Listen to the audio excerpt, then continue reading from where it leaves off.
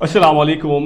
मैं हूं आपका मेज़बान एक्सन बाजवा और आप देख रहे हैं रिमोट पॉडकास्ट। हमारे यहाँ हालिया कुछ दिनों में पबजी के हवाले से जो है सोशल मीडिया के ऊपर बहुत सी कुछ तावीलें सुनने में नजर आई कि इसके ऊपर जो बैन लगा है वो बहुत खुश आइन है। दूसरी जानब हमने देखा कि कुछ लोग इसको नौजवानों का मुआशी कत्ल समझ रहे हैं। लेकिन इन दो जो हमारे ग्रुप्स हैं या दो डिफरेंट नुक्ता नज़र से ताल्लुक़ रखने वाले लोग हैं, इनकी जो बहस है उसमें शामिल होने की बजाय अगर हम कुछ टेक्निकल चीज़ें देखें, हम देखें कि ये जो पबजी है या फिर इस तरह की जो दीगर गेम्स होती हैं, माजी में हमने ब्लू व्हेल्स देखी, इनका बच्चों की जहनी सेहत पर क्या असर पड़ता है और इनके साइकोलॉजिकल इफेक्ट्स क्या होते हैं। तो इस मौजू के ऊपर हमारे साथ गुफ्तगू करने के लिए डॉक्टर अमरीन इकबाल साहिबा मौजूद है, जो कि मारूफ माहिर नफ्सियात हैं। Welcome ma'am and thank you so much for your time. Thank you so much. It's ma'am all right. मैं आपसे जानना चाहूँगा कि हमारे यहाँ सोशल मीडिया पर तूफ़ान बदतमीज़ी बरपा है। कुछ लोग समझते हैं कि हुकूमत जो पबजी के ऊपर बैन लगाया है वो बहुत खुशाइन है। दूसरी जानिब कुछ लोग इसे नौजवानों का माशी कत्ल कहते हैं। हम इस बहस से हटकर अगर साइकोलॉजिकल इफेक्ट के ऊपर बात करें कि नौजवानों के ऊपर इस तरह की गेम्स का साइकोलॉजिकल इफेक्ट क्या होता है या क्या इम्पैक्ट पड़ता है, तो प्लीज़ आप मुझे इससे आपकी जो स्टडी है उस हवाले से प्लीज़ मुझे आगाह कीजिएगा। Bismillahirrahmanirrahim. Thank you so much, Ehsan, for talking on that issue. I've been talking on this issue जो PUBG initially गेम की वजह से जो अमवात हुई, खुदकुशी के वाकयात हुए टीनेजर्स में, और उसके बाद फिर जो रिसेंटली जो इस गेम के ऊपर बैन लगा, उस पर भी yesterday I had a TV talk show. तो I think now this is better, we should talk, we should move onwards. Show हो गया, उसके जो consequences हैं, now the point is कि इसके बाद अब आगे क्या होना चाहिए और फ्यूचर में क्या करना चाहिए। इसमें दो चीजें ऐसे आती हैं। सबसे पहले तो ये है कि this is not only a matter of the PUBG game और द ब्लू व्हेल्स जो कुछ अर्सा पहले आई थी, या और भी ऐसी बहुत सारी games. It's the matter of fact is that to understand the very much idea and to understand the very much fact कि we are living in a world, in a digital world.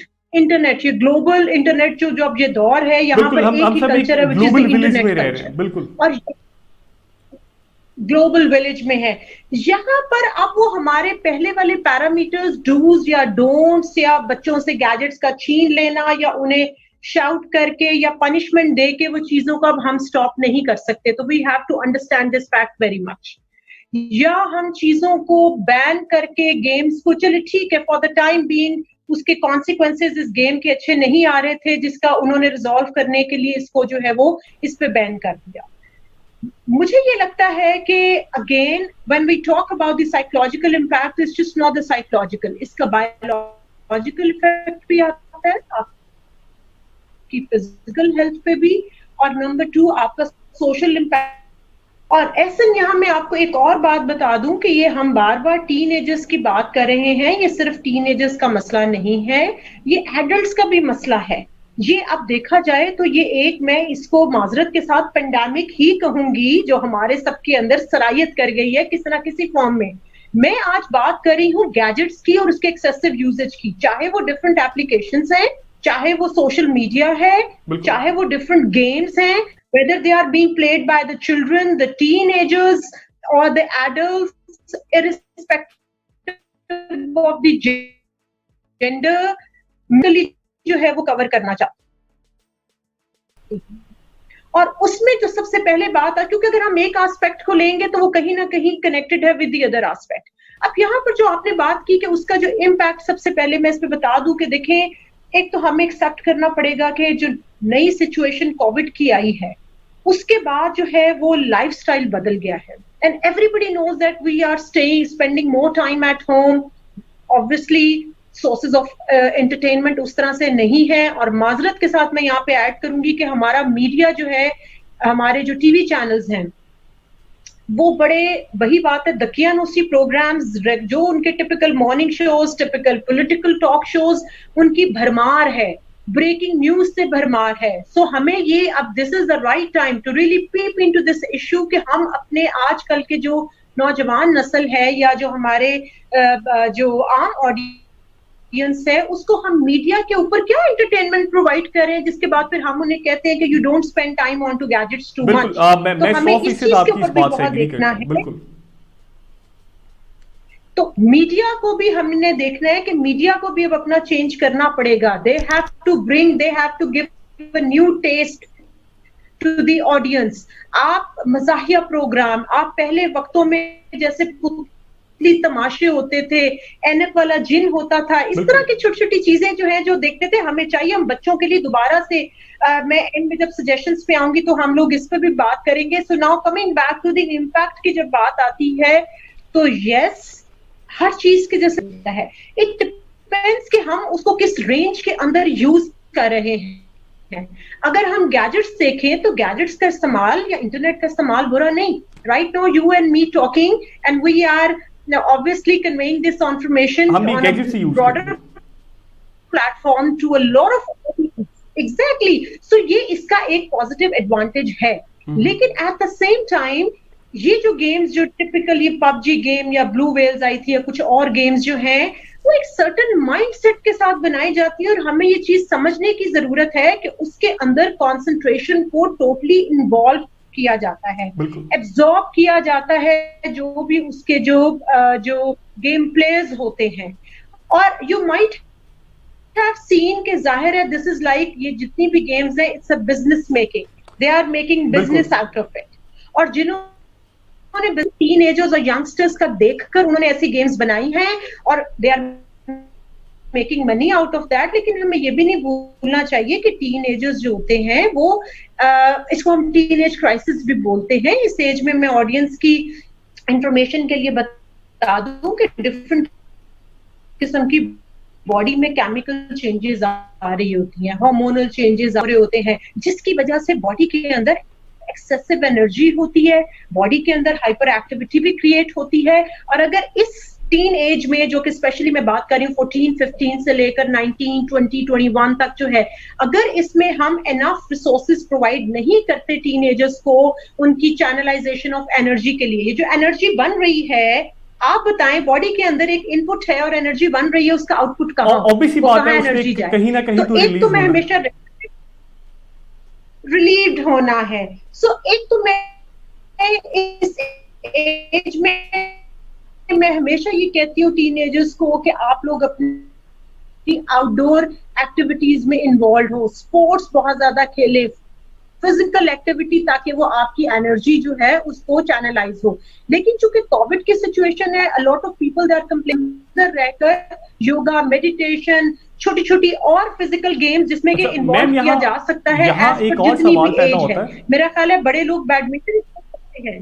Ma'am यहाँ एक और सवाल पैदा होता है, क्या ये जो हमारे यहाँ गेम्स होती हैं ये क्या तमाम ही गेम्स के जो असरात होते हैं वो मनफी होते हैं बच्चों की जहनी सेहत पर, या कुछ इस तरह की गेम्स भी होती हैं जिनका कि पॉजिटिव इम्पैक्ट होता है बच्चों की सेहत पर?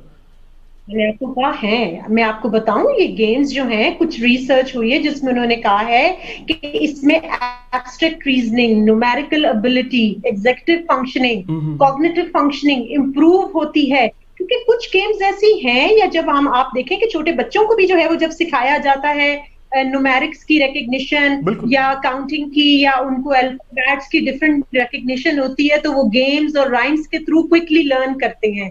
तो मैं फिर ये बात कर रही हूँ कि ये चीजें बुरी नहीं हैं, इनसे नो डाउट आपकी एग्जीक्यूटिव फंक्शनिंग भी इम्प्रूव होती है। जैसे कि फॉर एग्जाम्पल ये जब अब जूम आया और जूम को यूज करने के लिए हमने डिफरेंट टेक्निक्स का इस्तेमाल सीखा, तो no doubt this is the addition of the knowledge. लेकिन एट द सेम टाइम देखिए मैं आपको ये एक सिंपल सा पैरामीटर बताऊं, जब भी गैजेट्स का यूजेज या गैजेट्स में आप जो भी ले ले, गेम, सोशल मीडिया, व्हाटएवर, वो जब आपकी नॉर्मल डेली फंक्शनिंग को ब्लॉक करना शुरू होएगा तो that is the essence, that is the first very indication, is the alarming sign कि अब आप उस चीज के अंदर ऑब्सेस्ड हो रहे हैं। बिल्कुल बिल्कुल, this is called the obsessional trend. जब आप बहुत ज्यादा ऑब्सेस्ड हो जाते हैं, फॉर एग्जाम्पल दिन के अगर 12 या 14 घंटे हैं और उसमें से अगर आप 8 या 10 घंटे सिर्फ गैजेट्स को दे रहे हैं, तो फिर आप सोच सकते हैं कि it is not productive at all. We have to see कि हमारे लिए ये प्रोडक्टिव होनी चाहिए ये गेम्स या सोशल मीडिया का इस्तेमाल। बहुत से लोग डिप्रेशन का शिकार हो जाते हैं just because of the negative comments on to the social media. और मेरे चूंकि since I am associated with media, तो I have got a lot of media fellows and when I speak to them, तो वो कहते हैं कि यार अमरीन बहुत ज्यादा डिप्रेशन होता है ये कमेंट्स वगैरह और ये सारा कुछ देखकर। तो ये भी हमें देखना चाहिए, हमें अब लर्न एथिक्स जिसको हम कहते हैं कि ये भी अभी हम एथिक्स लर्न करने की जरूरत है कि हमने सोशल मीडिया को इस्तेमाल।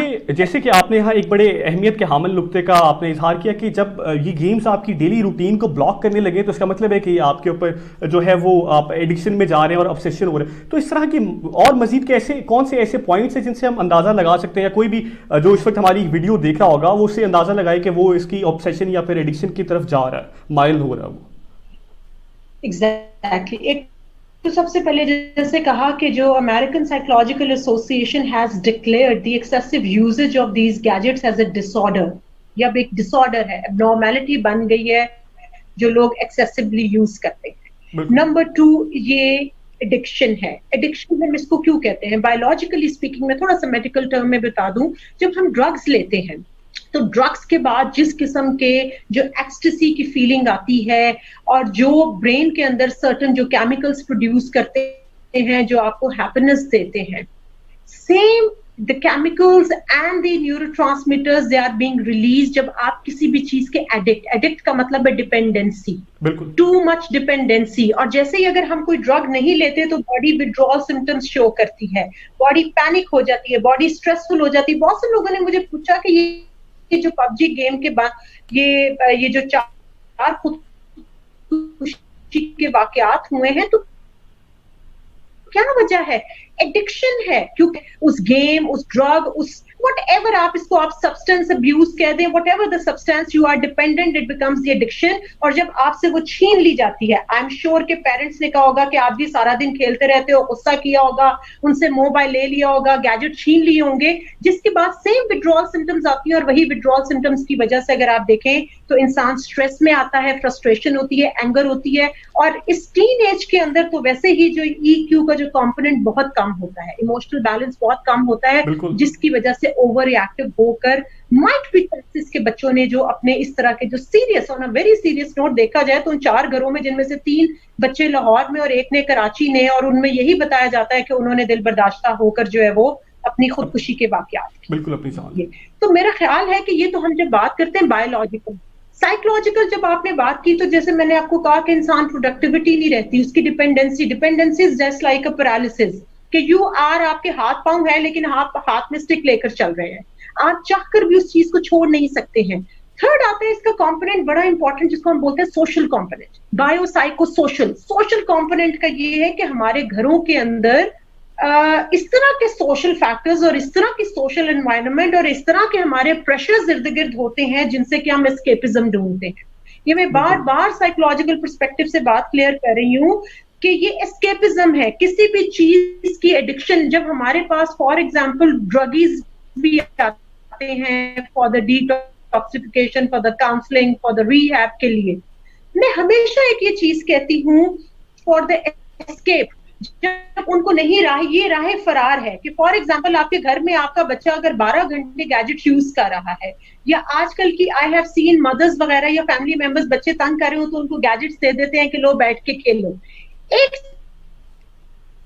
चीज जो आप खुद दे रहे हैं फिर उस पर डिपेंडेंसी पैदा हो जाती है, और उसके बाद फिर जब आप देखते हैं कि बच्चा या बड़ा जो भी एडिक्ट हो गया, फिर आप उस बच्चे से वो छीन लेते हैं, तो ये बिल्कुल विड्रॉल सिम्टम्स हैं। तो सोशल फैक्टर्स में मैं ये फिर कहूंगी कि family time is very much important, effective communication is very much important, and when I say here effective communication is to children, it's just not snatching the gadgets from them। आपने उनको बैठकर educate करना है, और सिर्फ educate नहीं करना, खुद भी अमल करना है। ये नहीं कि आप खुद सोशल मीडिया पे 24 घंटे लगे हुए हैं और आप बच्चों को कह रहे हैं, ये बिल्कुल उसी तरह है कि आप खुद नमाज नहीं पढ़े और आप बच्चों को कह रहे हैं नमाज पढ़ो। तो मेरा ख्याल है कि घर के अंदर हमें एक स्केड्यूल सेट करना चाहिए, जैसे खाने का स्केड्यूल होता है, सोने का स्केड्यूल, बच्चों को गैजेट्स का भी टाइम दें कि इतने टाइम के लिए आपने यूज करना है, फिर उनका जो स्टडीज वगैरह से रिलेटेड अंदाज में आई गेस जो है वो सामने आए। मैम यहाँ एक और अहमियत का हामिल सवाल है कि अगर तो एक ऑब्सेशन में चला जाता है, एडिक्शन में चला जाता है, तो प्रिवेंशन स्ट्रेटजी क्या होनी चाहिए इस ऑब्सेशन या एडिक्शन से निकलने की, वो फिर पबजी की हो या किसी और चीज की हो? Exactly, very good question you asked. हम हमेशा बात करते हैं कि सबसे पहले हम रीजंस पे बात करते हैं, सिम्टम्स पे बात करते हैं, जैसे हमने इंडिकेटर्स की या पैरामीटर्स की बात की, और लास्ट हम आते हैं ट्रीटमेंट मोडालिटीज के ऊपर। थेरेप्यूटिक इंटरवेंशन की बात करते हैं, या आसान अल्फाज में इसको हम कोपिंग स्ट्रैटेजीज कहते हैं, या वो ऐसी कौन सी तदाबीर हैं जिन पर अमल करके फिर उससे हम उसका सद्देबाब या उसका रोकथाम कर सकते हैं। देखिए, चूंकि ये सारा सिनेरियो, और मैं फिर बार बार कह रही हूँ कि मेरी अब स्ट्रैटेजीज, कोपिंग स्ट्रैटेजीज वो सेम नहीं होंगी। कोविड के बाद स्ट्रैटेजीज ऑब्वियसली बदल गई हैं। हम लोगों को, ये बच्चों को नहीं कह सकते कि आप इन्हें पार्क्स में लेकर जाएं, आप ये आउटडोर एक्टिविटीज उस तरह से करें, वो अब मैं नहीं दे सकती। तो आपने जब ये कहा कि लेट्स से हो जाती है, तो इसका बेस्ट हल ये है कि सबसे पहले तो आई थिंक मीडिया और आप जैसे बच्चे, यंगस्टर्स, ये जो इन प्लेटफॉर्म्स के थ्रू जिस तरह से एजुकेट कर रहे हैं, कम्युनिटी अवेयरनेस प्रोग्राम जो ये कर रहे हैं, तो ये बहुत जरूरी है जिसमें कि बच्चे और बड़े दोनों बैठकर इन चीजों को सुने, इन चीजों को अंडरस्टैंड करें, एब्जॉर्ब करें इंफॉर्मेशन पे, और इस पे बात करें घरों में बैठकर। मैं चाहूंगी कि फैमिली टाइम हो जिसमें कि आजकल तो मेरा ख्याल है males they are also spending more time at home. मेरा ख्याल है कि फैमिली में बैठकर इन मौजूद के ऊपर बात करनी चाहिए और बच्चों के साथ मिलकर एक इनका स्केड्यूल सेट करें। ये बहुत इंपॉर्टेंट है। फॉर एग्जाम्पल, अगर मेरा बच्चा यूज, तो मैं उससे पूछूंगी, अच्छा आप होमवर्क के बाद अगर मैं आपको गैजेट दूं या जो आपकी गेम है वो आपने इतने टाइम के लिए यूज करनी है, तो वुड इट बी ओके? ठीक है, तो हम प्रॉमिस करते हैं। तो जब प्रॉमिस करेंगे तो हम एक कहीं ना कहीं बच्चे के ऊपर भी एक रिस्पॉन्सिबिलिटी जो है वो डाल रहे हैं। और फिर कोई ऐसा होगा तो हम पता क्या कर लेंगे मजे से। आज मैं एक स्ट्रैटेजी जो बताऊं कि जो अपनी बात पर कायम नहीं रहेगा, जो प्रॉमिस फुलफिल नहीं करेगा, तो उसको जो है वो ये पनिशमेंट मिलेगी, कोई छोटी सी जो भी पनिशमेंट होती है। तो ये मैं बच्चों की जबान में बता रही हूँ ताकि बच्चे उस चीज के आदी ना हो। हाँ, अब बात आती है टीनेजर्स की। देखिए, टीनेजर्स को भी मैं ये फिर वही बात कर रही हूँ कि सोशल इंटरेक्शन कम हुआ है। आउटडोर एक्टिविटीज खुदारा कम से कम इतना तो कर सकते हैं कि घरों के अंदर जो है वो थोड़ा सा कोई फुटबॉल या कोई बैडमिंटन वगैरह इस तरह की गेम्स में जरूर जो है वो अपना स्पेंड करें। इसके अलावा मैं उनको ये कहूंगी कि थोड़ा सा जो है गैजेट्स का अपना टाइम टेबल बनाएं, उनको यूज करने का। ये नहीं अगर आप रात में बैठे हुए हैं और लाइट ऑफ करके और आप you have been using it for hours and hours and hours, तो अपने ऊपर खुद एक जिसको कहते हैं लिमिट जो है वो फिक्स्ड अप करें कि नहीं यार, मैंने इतना यूज करना है और इतने बजे I have to go to bed.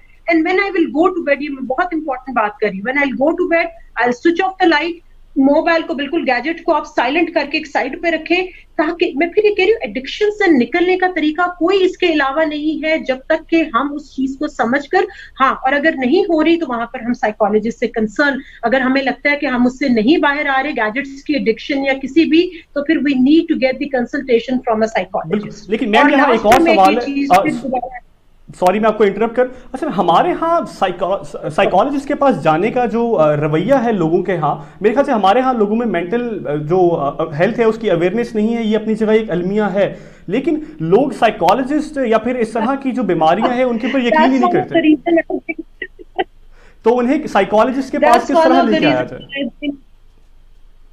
आया जाए? That's one of the reason I've been talking a lot in the last few years.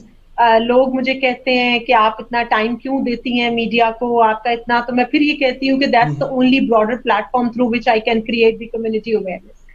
अब मेरा ख्याल है थोड़ा सा चेंज आ रहा है, अगर मैं देखूं इसको तो ऑन अ पॉजिटिव नोट। मैं देखती थी कि अब आजकल अगर मैं अपनी क्लाइंटेज, नो डाउट उनका रीजन डिफरेंट होता है, मोस्टली ब्रेकअप के इश्यूज होते हैं, समटाइम्स उनके ड्रग्स के इश्यूज होते हैं, लेकिन एटलीस्ट उनमें ये अवेयरनेस आ रही है कि it is very much okay to go to a psychologist. Let me add one thing here, आपको ऐसा अगर दांत में तकलीफ होगी तो आप किसके पास जाएंगे? डेंटिस्ट के पास। आपको अगर आंख में कोई प्रॉब्लम है तो आप किसके पास जाएंगे? आई स्पेशलिस्ट के पास, ईएनटी के पास। ये आपको पता है, ठीक है। आपको हार्ट का प्रॉब्लम है, खुदा ना खास्ता मैं जनरली कह रही हूं, तो हम किसके पास जाते हैं? कार्डियोलॉजिस्ट के पास। कार्डियोलॉजिस्ट के पास, ठीक है जी। हमें ये पता है कि इन फिजिकल बीमारियों के लिए ये उस हमें ब्रेन रिलेटेड या मेंटल हेल्थ इश्यूज हैं, तो आप बताइए हमें कहाँ जाना चाहिए? हमें साइकोलॉजिस्ट के पास जाना चाहिए, मेंटल हेल्थ प्रोफेशनल मेंटल। लेकिन मैम इसे टैबू समझा जाता है हमारे, मैम सॉरी मैं इंटरप्ट करूं, इसे टैबू समझा जाता है। मैं बेटा यही बात कर रही हूँ कि पूरी दुनिया के अंदर अब कॉन्सेप्ट चेंज हो रहा है। अगर आप यूरोपियन कंट्रीज में देखें, वहां पर बच्चों ने अगर एक सब्जेक्ट भी ऑप्ट करना हो तो they say we gonna go to the school counsellor, we gonna go to the community counsellor to discuss it with. हमने यहाँ पर, मेरे पास कई ऐसे बच्चे आते हैं टीनेजर्स जो कहते हैं हमने अपने घर नहीं बताया हुआ, वो कहेंगे कि आप क्यों। अभी जी मैं कल भी एक केस देख रही थी, तो एक बच्ची थी और उसने कहा कि जो है वो मेरी मम्मी ने कहा कि मैं तो तुम्हें खुद समझा रही हूँ, तुम्हें क्या जरूरत है साइकोलॉजिस्ट के पास जाने की। और बाद में पता चलता है कि उस बच्ची के आधे से ज्यादा जो रिलेटेड इश्यूज हैं वो है ही उसके जो है वो मदर से रिलेटेड है। तो यहाँ पर मेरा ख्याल है कि अब this is the right time, we need to talk about it, we need to break this taboo and myth. और हमें इस पे, जैसे कि आज हमने बात की और इसके ऊपर मजीद आगे जब बात होगी, और मेरा ख्याल है यहाँ पर तो हर every second person is becoming a psychologist and counsellor. बिल्कुल। लोगों को देखें जो भी है, हमें एक जो प्रोफेशनल स्किल्स होती हैं उनको आप कंपैरिजन नहीं कर सकते आम काउंसलिंग या आप मोटिवेशनल स्पीचेस के साथ जो है। पर्सनालिटी असेसमेंट, हर एक की पर्सनालिटी डिफरेंट होती है, not be done by everyone. तो yes, this is the time, we need to break this myth. और इंशाल्लाह आहिस्ता आहिस्ता, वैसे ये जो नई हमारी जनरेशन आ रही है उसमें ये काफी हद तक बेहतरी आ रही है for the acceptance. Okay, thank you so much ma'am for your time. और मुझे उम्मीद है कि जो आपने बहुत आसान अल्फाज में जो वालिदैन के लिए जो पैगाम दिया है और फिर जो आपने स्ट्रैटेजी बताई है इन एडिक्शन से निकालने के लिए, वो बहुत ज़्यादा करामत है अगर तो लोग इसके ऊपर अमल करते हैं। तो मैं फिर आपका बहुत ज़्यादा मशकूर हूँ कि आपने इस बहुत इंपॉर्टेंट टॉपिक के ऊपर मुझे शॉर्ट नोटिस में टाइम दिया। मैं तमाम देखने वालों से इजाज़त चाहूँगा, अगले प्रोग्राम तक इजाज़त दीजिए। अल्लाह।